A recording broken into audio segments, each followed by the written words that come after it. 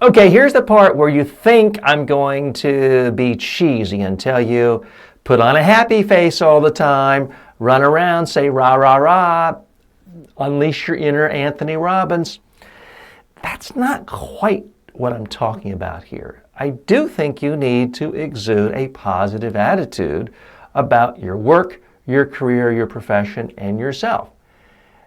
It's a simple fact that most human beings don't like to be around somebody who seems down in the dumps, crabby, complaining, negative. Doesn't mean you can't have a biting wit. It doesn't mean you can't be sarcastic and go after other people in your industry you don't like. You can still have your own personality.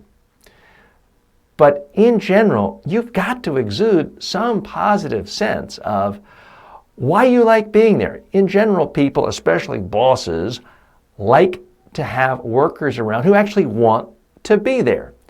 If you seem like, oh God, it's Monday morning, isn't this horrible, I can't wait till Friday, you're not going to be showing a boss or anyone else that you're a real value here, that you want to be here. You're negative, you're draining people. You're a downer. You don't want to be a downer. I'm not asking you to be a fake phony, but you can look at any glass and say it's half full or half empty. Focus on what's full. Focus on what's working. Believe me, I've had jobs before that I didn't love every aspect of it, but it was better than unemployment.